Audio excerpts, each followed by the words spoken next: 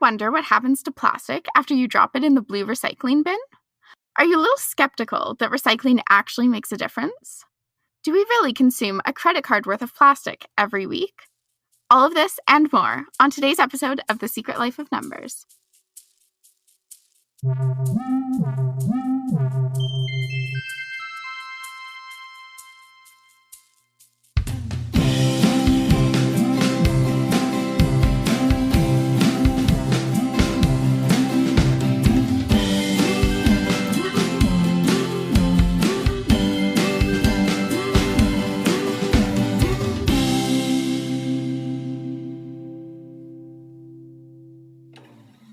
Welcome to the Secret Life of Numbers podcast, the podcast where we dissect everyday numbers and statistics to find the stories behind them. Each episode, we take a number or statistic and break it down. We will tell you where it comes from and what it means for you. Along the way, hopefully we will inspire you to think about the numbers in your own life. I'm Lavanya, your data scientist on call. I'll be breaking down the numbers. I'm Lindsay, your data translator. For when Lavanya gets too technical on us, I'll be breaking down the rest. All right, let's jump in. So, Lindsay, are you excited about this episode? Well, we're excited about all our episodes, but... This episode in particular, I'm excited about because it's something I've wondered about for a long time. Does recycling actually make a difference? Does what we put in our recycling bin actually get to a recycling facility? Yes, I agree. Like, sometimes I think it's a little wishful. Like, you put it in the recycling bin, what happens to it? Like, are you absolved of all responsibility once it's in the magical recycling bin? The magic blue bin. And there is that whole phenomenon, too, of wish cycling, where you put things in the bin that maybe aren't actually recyclable in your area or aren't properly separated or prepared or cleaned to be recycled. And it actually does more harm than good because it contaminates the rest of the batch or gets stuck in the machines. It's a big problem. It is. So I guess for our listeners, if you haven't guessed what we're chatting about today, we're talking about the statistic that only 9% of all plastic is recycled. Dun, dun, dun. So I think maybe before we get into the nitty-gritty of where did this percentage come from and what does that mean for us, maybe we should start with some definitions of what is recycling, what is downcycling. There's so many terms around it.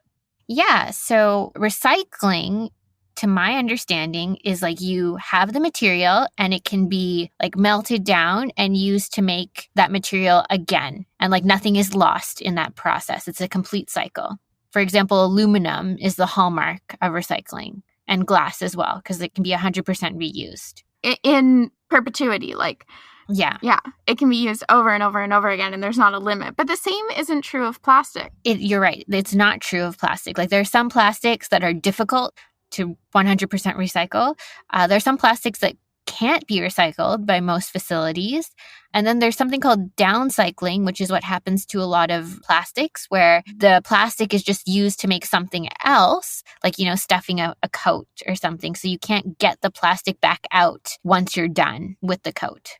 Right. So, you always hear about different textiles that are made from recycled bottles, for example. You can buy fleece that's made from recycled bottles. Yeah, you can buy yoga pants that are made from recycled bottles.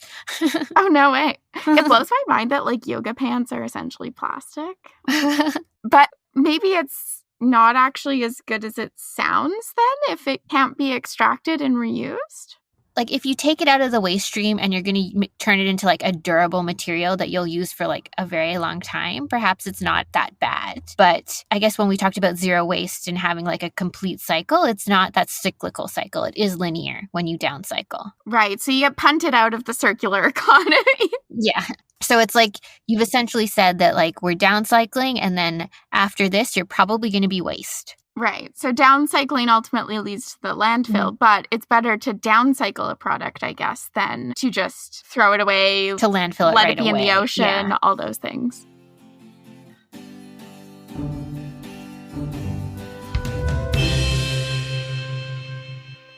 Do you want to talk about the numbers a little bit? Yes, now that we're armed with the definition, I am on the edge of my seat. Where did this number come from, and is it even true? Let's start about where it came from. So I found a paper called Production, Use, and Fate of All Plastics Ever Made. That is an ambitious title. It is. They went for it. And this was actually published in Science Advances, so it was a pretty prestigious journal. We'll get into the materials and methods section where they talk about how they came to this number, but they said when they did this analysis, as of 2015, approximately 6,300 million metric tons of plastic waste has been generated, and around 9% of which had been recycled. And then 12% was incinerated, and 79% was accumulated in landfills or the natural environment. Wow, that's a lot just floating around in our oceans. It's a lot of plastic waste. They also made some predictions. They said if current production and waste management trends continue, roughly 12,000 million metric tons of plastic waste will be in landfills or in the natural environment by 2050. So we're increasing our usage of plastics and our consumption. Yeah. And I guess we should maybe talk about what plastics are made out of, right? Like why they're so bad. Yes. The majority of plastics are made of monomers such as like ethylene or propylene. I think you'll sometimes see these labels on your plastic jars when you purchase them, for example. Ethylene and propylene are derived from fossil hydrocarbons. So they're derived from fossil fuels, essentially. So if you buy a toy dinosaur, your dinosaur is made out of dinosaurs. Yes. Plastics are dinosaurs that we've dug up. That's kind of mind-blowing to think about. Yeah, so none of these commonly used plastics are biodegradable, and this is why they accumulate rather than decompose in landfills or the natural environment. Right, so these are the ones that take hundreds of years to break down if they ever break down.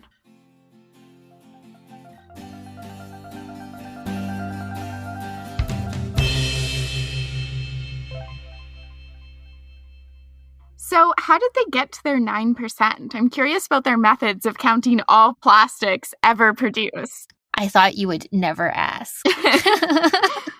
So I'm going to give a little bit of a Cliff Notes version because how do we model all plastics ever is a really big question. Yeah, no kidding. So the way this paper broke it down, they modeled three things, really. So they modeled how much plastic is produced, so plastic production. They also modeled plastic waste generation and fate. So how much of the plastic that is produced becomes waste, how much is in the environment, how much is incinerated, etc. And then I guess as a subcategory, they looked at recycling, incineration, and discard rates as well globally.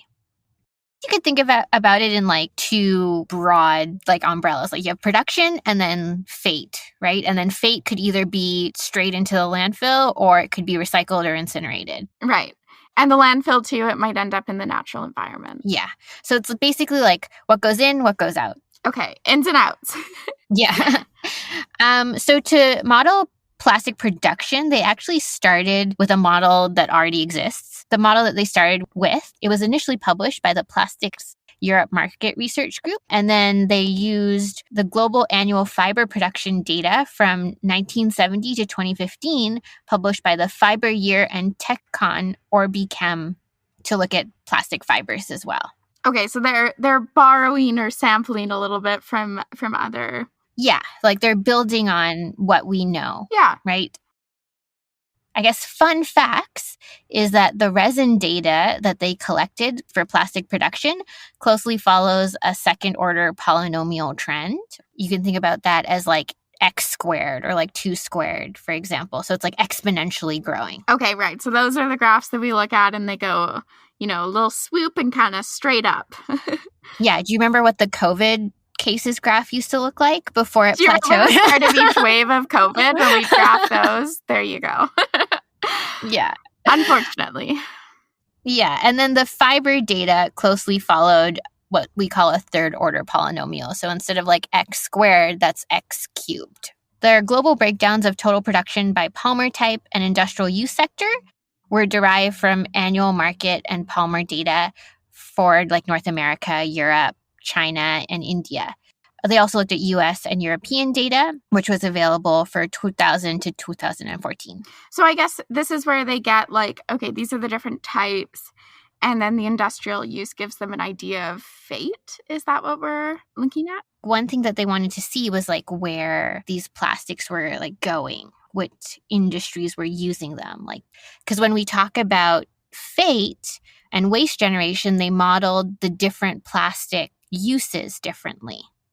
Right? Like, because you can imagine that plastic used for packaging has a different fate than plastic used to make clothes or textiles. Right. So, okay, that makes sense. So the industrial use sector gives them an idea of fate. Yeah. When they modeled the fate, and this is like the cool part of the paper for me, they used something called discretized log normal distributions to actually model like the waste generation and fate of these plastics over time. So for anyone in the studio audience or also co-hosting this podcast who is a little unsure of what discretized log normal distributions are, could you give us like a definition? A definition in layman's terms? Okay, so do you know what a normal distribution is? I feel like we've talked about normals. Yeah, so we've talked about normal distributions a bit on this podcast in case anyone missed those episodes. That's kind of our stereotypical bell curve that we're looking at. Yes. The peak is in the middle, symmetrical. Yeah. A log normal distribution is really based on that. So a log normal distribution is also a statistical distribution of logarithmic values related to a normal distribution. So you can imagine your normal distribution and you just take the log of like every point on that normal distribution and you would have a log normal. Okay, so what would that graph look like? Just like taking our stereotypical normal distribution kind of bell curve, how would it transform if we logged everything? So I'm going to show you a picture of some and you can describe them. Oh boy. And I might highlight the notes where I describe them so you have something. No confidence in my abilities. All right. So if you look at this little picture here, Lindsay, all of those are log normal distributions. So how would you describe them in terms of like how they differ from a normal distribution? Okay, so some of them I would not be able to tell the difference. It's like, I don't know, that office meme where it's like they're the same picture. Like, I'm pretty sure that some of these to me look very normally distributed. I suppose there's maybe a few more little swoops below. Well, are they symmetrical or do they have tails? Oh, okay. I see what we're getting at. Yes. So a lot of them do have tails. But I also thought that you could have a normal distribution with a skew. I don't think you would characterize that as a true normal distribution because true normal is just your symmetrical distribution. But these are right skewed. Skewed just means there's a tail going to one side. Yes. So it's not symmetrical anymore. Yeah. And they're all skewed to the right. The tail is on the right side. Okay, so we have graphs with a lot of tails. Yes. We'll put this in our show notes for anyone who's like, do they realize this is audio only? So you guys can check it out and see if you can spot the tails. Yeah. And then another thing about the log normal distribution is that all the values are positive, right? Like on a normal distribution, you can have negative values, but you can't have negative plastic waste. So you need to have only positive values in your distribution because you can't take the log of a negative number. And the reason I wanted to spend time on this is because not all processes in nature are normally distributed, although sometimes data scientists and mathematicians like to pretend they are and model them as normal for like our own ease. Assuming a normal distribution is a phrase used a lot in scientific literature. The reason I wanted to spend some time is because the log normal distribution is actually one that's commonly used to describe natural phenomenon. Right. And so like there are many growth processes that are driven by like accumulation, for example, that follow log normal distributions. Interesting. So I guess it's one of the tools that we have in our toolkit to be able to model natural phenomenon. Yeah. What the log normal allows you to do is front load the peak and then like slowly degrade. And I think even the stock market certain aspects of it are modeled with log normal distributions as well. Interesting. Okay, so given the way that they present the data using log normal distributions, what does it tell us about the lifetime of all plastics ever made? So they needed to figure out what the lifetime distribution of these products would be so that they could figure out how many are still circulating. They created log normal distributions for different industrial uses of plastics, for example, like packaging. Right, which has a shorter product lifetime distribution because it's really just to get the product to the consumer, whereas here, like building and construction is our really flat, slower curve. Makes sense?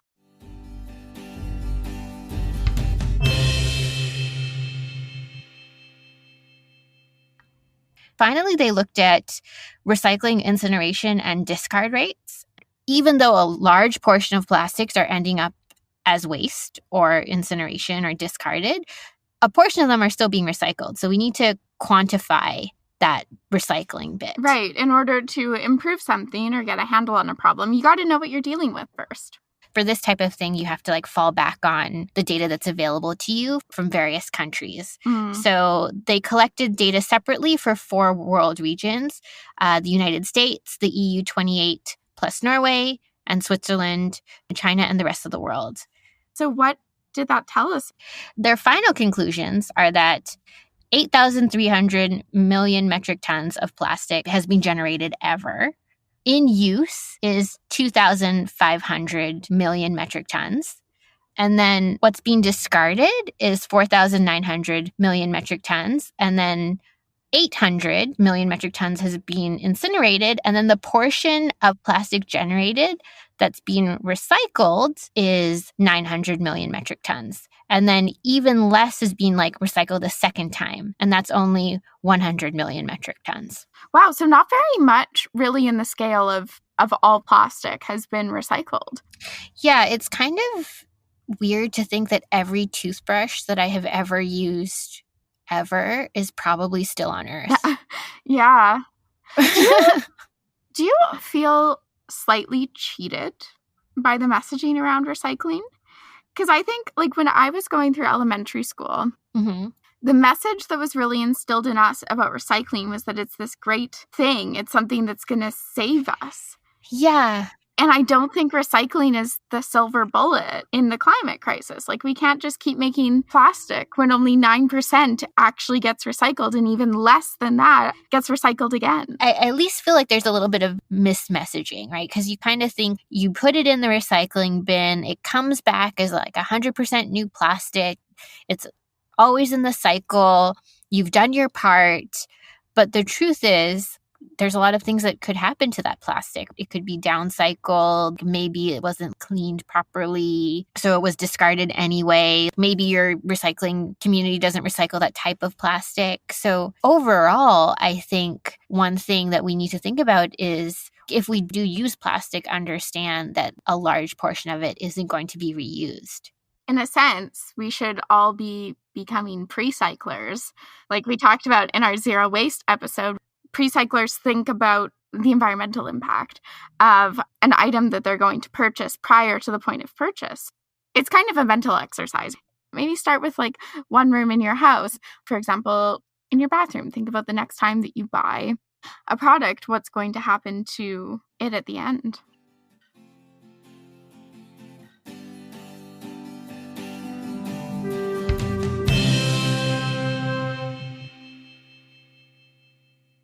When you said, did you feel cheated by recycling messaging? I thought we were going the route of, do I feel cheated by the people who sell me the products? And in a sense, I do, because the onus is on me to deal with the trash. Yeah. Whereas the end of life is not the responsibility of the producer. It's very frustrating. A lot of times as a consumer, you only have so many choices. The onus is really on you. Even after giving your money to a company in exchange for a product, you now have the burden of what do I do with this packaging? How do I dispose of it? Yeah. In a way, it's a lot to ask of people. I mean, it's a lot to to be familiar with your recycling programs in your neighborhood, for example. Even if you are familiar now, before you purchase a product, are you going to check to see if that product can be recycled in your neighborhood? It's not a small ask. Yeah. And I think it would be interesting to see a paradigm shift one day where the onus is on the companies to make products that come in packaging that either can be reused very simply. Like there's kind of been a rise of that recently, of like products that you can refill, or like programs where you like send the bottles back and they send you new ones. But it feels slimy to put it all on the consumer. It does. It feels like you bear the brunt of your waste, but you just wanted like maybe the shampoo. You didn't care what it came in. Yeah, exactly. Like when you go to the store, I'm not there to buy like 3 feet of like plastic film. I'm there for like the fresh fruit, the produce, like the good food. And it's hard.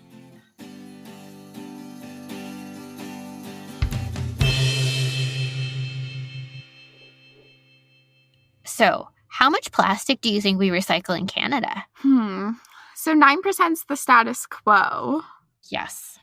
I'd love to say we're a little bit higher than that, but the realist in me is like, we're probably right on the average or like a little lower. We're actually 9% too. Well, I guess we're right on average, so we're not underperforming. So I actually found the economic study of the Canadian Plastic Industry Markets and Waste Summary Report to Environment and Climate Change Canada. So this was a study that was commissioned in July 2018 to see how much plastic we are producing in Canada and how much is getting recycled. And the scope of the study was to attempt to shed light on the entire plastics value chain in Canada, from like raw material production and products manufacturing to use and end of life. Just like how that paper looked at how much plastic is produced, how much is recycled, how much ends up in like waste, how much is incinerated for all plastics ever, this study or this report was trying to look at it for Canada. So how did we do? What's the report card? There's some interesting things here. So we have 9% recycling, and 86% of our plastics end up in landfills. And then something that I found a little disheartening was that 4% of our plastics are incinerated, which is like almost half of how much we recycle in Canada. Yeah. And that's not very good for the environment. Like burning plastic? So something that they talked about was that obviously, one of the things that create low recycling rates is having a low diversion rate. So like the plastics aren't being diverted to recycling facilities.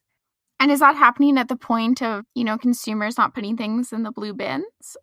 So some factors that they kind of list as reasons for low diversion rate is, for example, product design. So they said that there's like a continued poor adherence to available design for recyclability. So standards on behalf of many brand owners reduces the amount of end-of-life plastic waste that can be diverted to the recycling stream. That brings us back to our previous conversation that really, like, a lot of this should be falling on the companies making the plastic products to begin with. Yeah, like if you don't make a plastic product that can be recycled, obviously it's not going to end up like being recycled. And it might even end up being a contaminant. Yeah. And then other things are like infrastructure. Like there's currently a lack of robust infrastructure for chemical recycling or thermal recovery of end-of-life plastics. Right. They also mentioned like regulatory, like there's a lack of robust government intervention compared to like other international jurisdictions that have greater levels of diversion. Those are the ones that kind of made me have feelings. The low diversion rate is not necessarily because you're not putting it in the blue bin. There's like a list of factors that are contributing to why it's difficult to put things in your blue bin. Yeah. And I guess it's only by addressing those factors that we'll see an improvement in recycling. And it's only by kind of pushing for a move away from plastic packaging that's not recyclable to begin with, or plastic packaging at all, that we're going to see a change.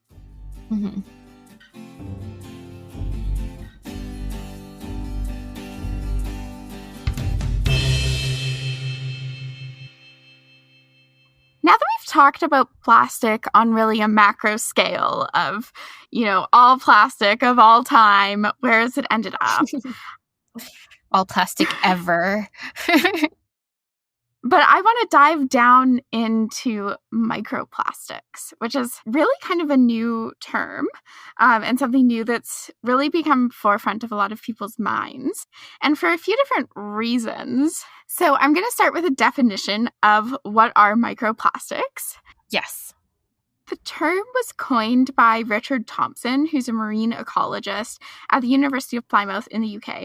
And basically, microplastic is just a plastic particle that's less than 5 millimeters across. Okay. So a very small piece of plastic. Yes. 5 millimeters you could probably see with the human eye, but I'm guessing it gets so small that you can't even see it. Really, the cutoff is just if it's smaller than 5 millimeters. So it can be as small as possible. Okay. And so Thompson and his team found them on beaches in the UK, and that's kind of where the idea came from and the term, and really spurred on this whole area of research.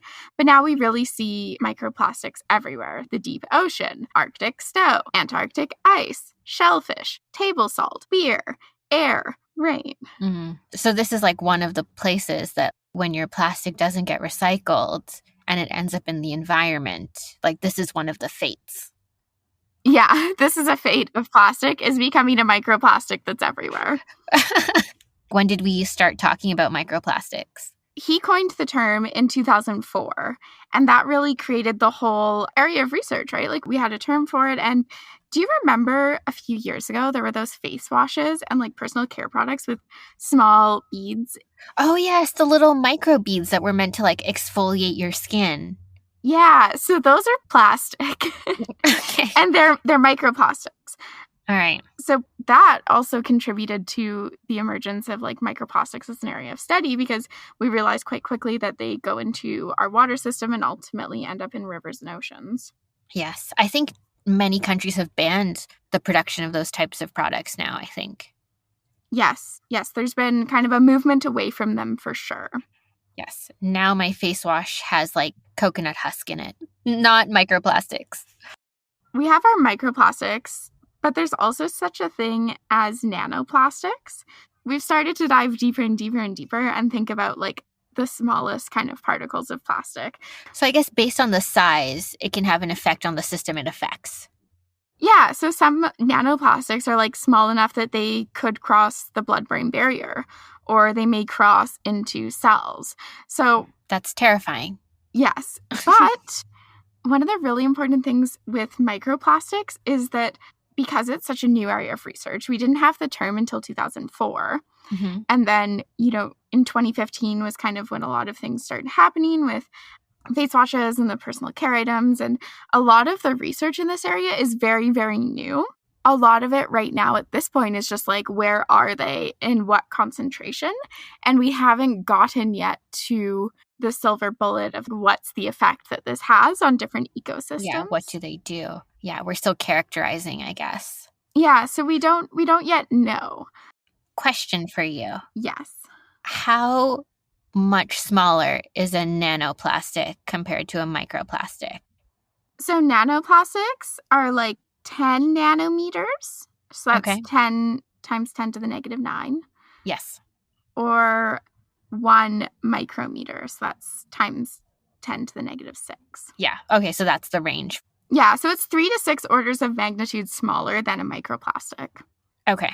But still, like, it's still a microplastic, but it's like a subset of microplastics. Yes, exactly. It's still, so all nanoplastics are microplastics, but not all microplastics are small enough to be called nanoplastics. Okay.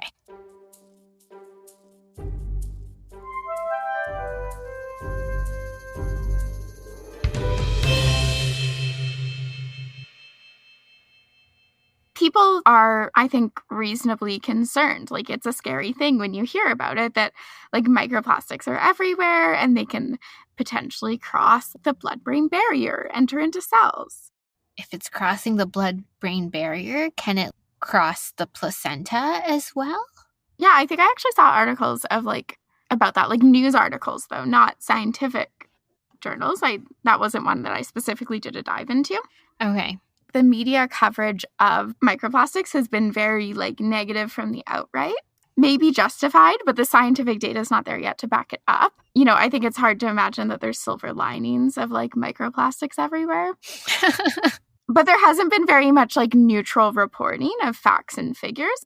If I think about the media I have consumed surrounding microplastics, it's typically always negative, and it's typically surrounding microplastics in sea salt. Microplastics are being consumed. You consume about a credit card's worth of plastic in something, a length of, or is it a day? I don't know. Okay, so it's funny that you brought up the credit card thing, because that's really one of the things that got me thinking about microplastics when we're talking about plastic. Is there's this phrase that's been thrown around that you consume about a credit card's worth of microplastics. Okay. So therefore, a credit card worth of plastic every single week. Oh, okay. All right. So that's 52 credit cards a year. That's a lot. So much. Yeah. I mean, we talked about how you can calculate interest on your credit cards, but we didn't talk about how many credit cards you consume. But that's a crazy statement, right? It is. Extreme statements need extreme data to back them up. So they do. So I went on a hunt for the study that made this claim. Did you find it? Oh, I did. Okay, so the headlines circulated in mainstream media in 2019 because the World Wildlife Fund released an analysis called No Plastic in Nature, Assessing Plastic Nature to People. Okay. Basically, they sponsored work at the University of Newcastle in Australia, and the work was also supported by Dalberg, which is a global consulting firm. What's interesting, though, is the report the World Wildlife Fund kind of used to frame it and talking about the magic number was that you consume 5 grams of microplastics a week, which is about equivalent to a credit card. This was in 2019, and the study wasn't published until 2021 from my searching. So I read the preliminary methods that were posted on the University of Newcastle's website and then also in the World Wildlife Fund. And they had a lot stronger language about it. So in that post, which wasn't peer-reviewed to my knowledge because it's just posted on a website, their conclusion after a systematic review of published literature on microplastic ingestion in humans that they used to calculate an ingestion rate for humans through different pathways. So inhalation versus ingestion, they concluded that the amount of microplastics ingested by humans through various exposures pathways suggests that on average, humans may be ingesting as much as 5 grams per week of microplastics. Hard stop. That was their conclusion. Kind of the conclusion. And that's what was taken by the World Wildlife Fund in this document they prepared, which is very aesthetically pleasing. It's a very nice, handout. And then that's what was picked up by the news outlets. Was the scientific study ongoing and the World Wildlife Fund kind of did a teaser of it, or did the study start because of this information provided by the World Wildlife Fund? So the World Wildlife Fund wanted to find out about this, and they funded the study to be done at the University of Newcastle. Okay. And in 2019, they published on the University of Newcastle on one of their websites. They published kind of a summary and about the methods, but they didn't publish the full paper because it was being submitted to publications and going through peer review. Okay, so it wasn't yet fully cooked. Well, the project may have been fully cooked, but what ended up being written in the final paper was there were subtle differences that I think really actually matter when it comes to the conclusion. All right. Are you going to highlight them for us? Oh, yes. Okay. So the study was eventually published in the Journal of Hazardous Health. And what changed, though, is kind of their main conclusion sentence you can think of, kind of the one tagline to take away of how much plastic humans are ingesting is, direct quote, "We estimate that globally, on average, humans may ingest 0.125 grams of microplastics weekly through various exposure pathways." Did the World Wildlife Fund say we ingest up to 5 grams, or did they just say we ingest 5 grams? They said as much as 5 grams. But I think there's something that happens in your mind when you're given a range of like 0.1 to 5, because I wouldn't necessarily think when as much as is said that it could be as low as 0.1. So that's something that made me a little bit wary of this statistic, if we can call it that, like that we are ingesting a credit card worth of plastic. For sure, I don't think the average person is probably ingesting a credit card's worth because it's like the end of the range. If we're going to say that our range is correct, people are going to fall somewhere between 0.1 to 5, which is a pretty big range of plastic. Yeah, and I mean, I don't know what the distribution is, but if it's normally distributed, very few will be on the extremes. Exactly. Mm-hmm. So I wanted to dig in a bit further into this study because I was like, okay, it's kind of interesting that like the wording changed quite, in my opinion, significantly in terms of what the reader will take away. Yes. And there's a few issues that I have with this study. I can't wait. So it's a systematic review of published literature on microplastic ingestion in humans.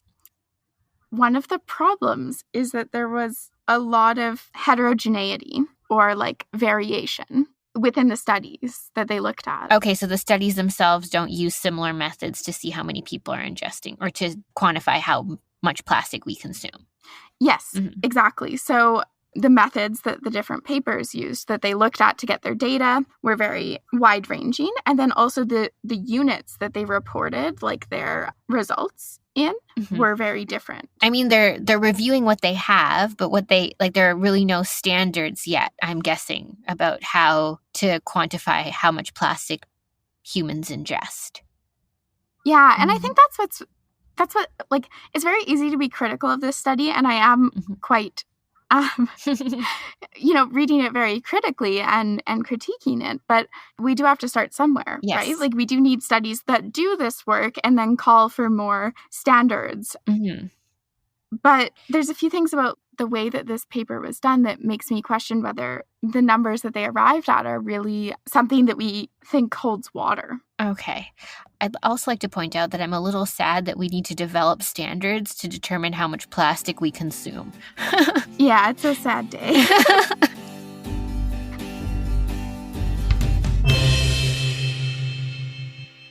So in a systematic review, like your review is only as good as the data that you have. So when that there's a lot of variation in it. Yeah.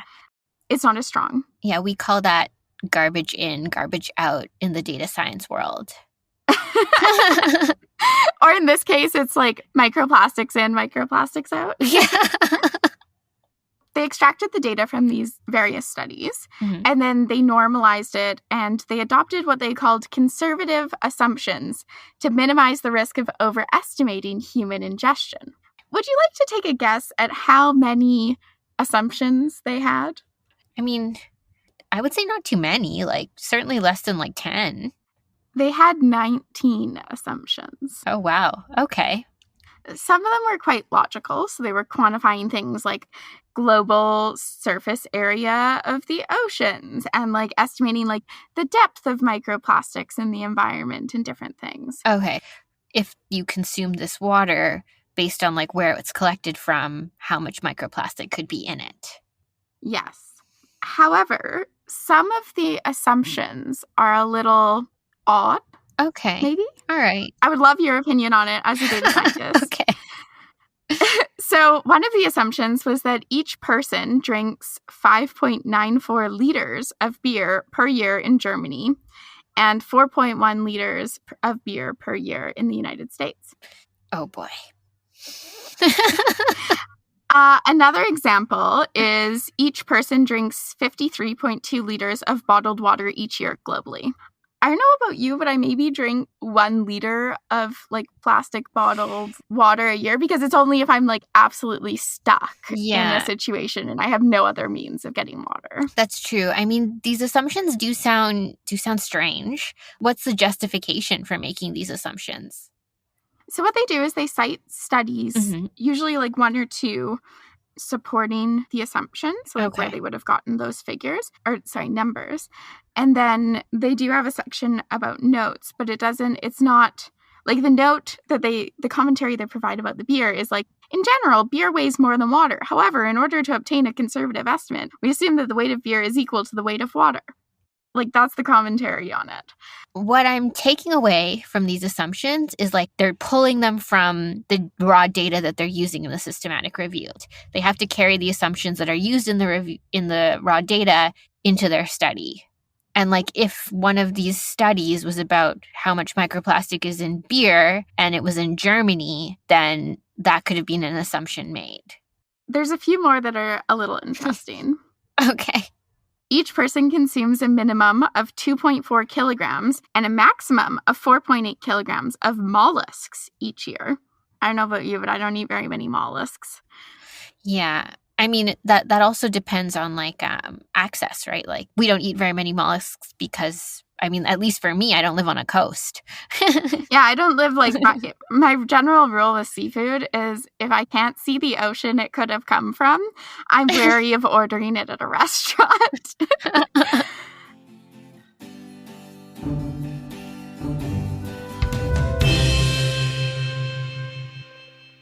A lot of these assumptions, I'm guessing, are based on the foods that contain the most microplastics. Yeah, so there's some that are studied more than others, right? So like shellfish has been studied, beer has been studied, bottled water, like in plastic bottles. But reading this study makes me a little bit skeptical of their results. It makes me want to see more studies that either support or refute that. It kind of sounds like we're looking for like our car keys under like the one lamp that's lit in the parking lot, right? Like we know how many microplastics are in mollusks, or at least we've studied it. We know how many plastics are in bottled water, or we've studied it.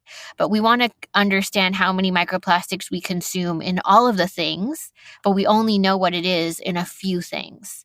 So we're like generalizing. Right. Yeah, it reminds me almost of the chains of assumptions that we talked about in our Tiger King episode, which was our season finale of season 1, where we talked about how like each time you introduce one of these new assumptions, and a chain of assumption is a way to kind of estimate things that maybe we don't have a ton of data for, the answer that you get could be wildly off.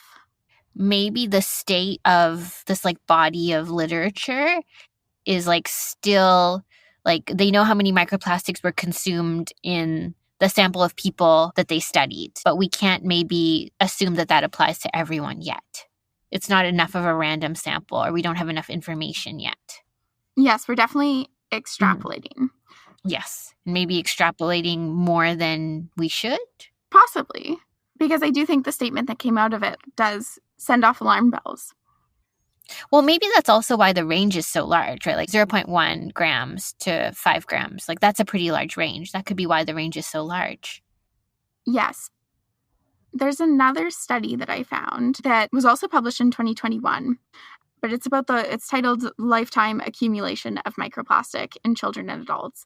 And it was published in Environmental Science and Technology. What they did is a probabilistic lifetime exposure model. Okay. The model accounts for intake via 8 different types of foods and inhalation. So they looked at some things that were quite similar, like fish, mollusks, crustaceans, tap water, boiled water, beer, milk, salt, and then air. And they did this modeling based on data that they were able to gather. They simulated the microplastic concentrations that you'd find in like different parts of the body, and then they were able to validate that against empirical data that they had. Okay, so that sounds a bit more robust. Yes, and what's interesting is they actually cited the study that I mentioned before that was commissioned by the World Wildlife Fund that we've been talking about. So that systematic review that ended up at 0.1 to 5 grams of plastic. And basically what they found, so for adults, the total daily median microplastic mass intakes from the 9 different things that they looked at, so those 8 food and drink, and then the inhalation, 5.83 times 10 to the negative 4. And there's quite a big range in their data, in their confidence interval. But it was 5.83 times 10 to the negative 4 milligrams per capita per day. Okay, so that's a lot less. Yeah, because the equivalent for the World Wildlife Fund study was 700 milligrams per capita per day. Okay.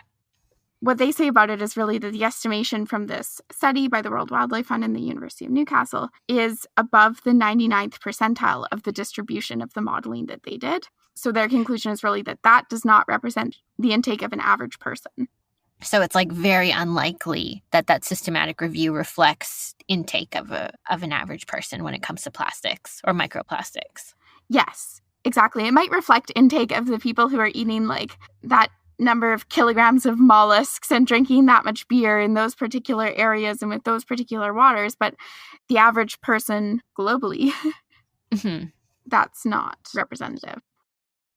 One of the important things that they note in this study as well is that the estimated dietary intake of other particulate matter, because plastics are only one of the different kinds of nano and microparticles that we have.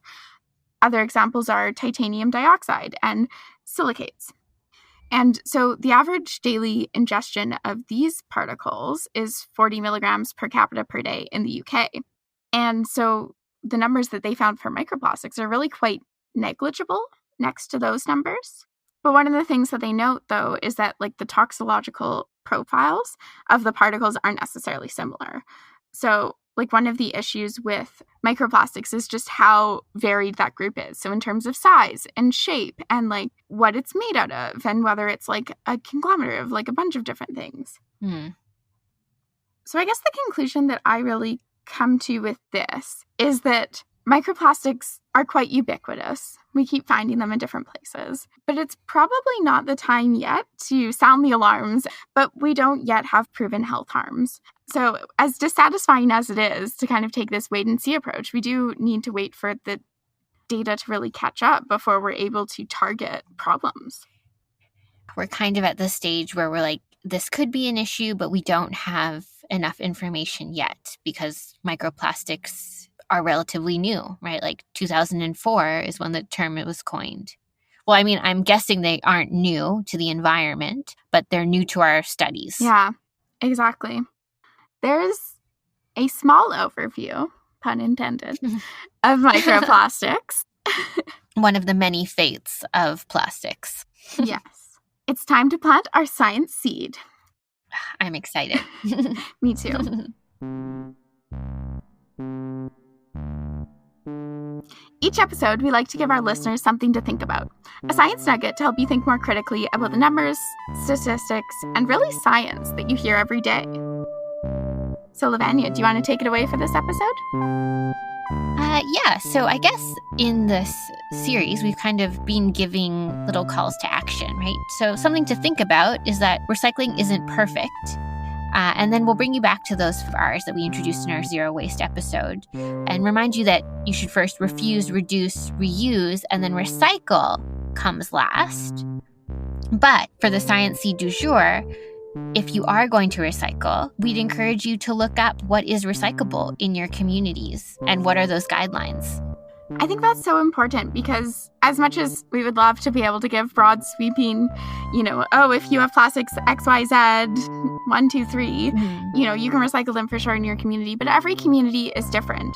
And so learning about the recycling in your own community is going to be really important for making sure that you do your best to get that plastic that you're recycling into the 9%. Yeah, we like to grow the 9%. Yes. And that'll help us create that economy that we were talking about in the zero waste episode, like the cyclical economy, not the linear one.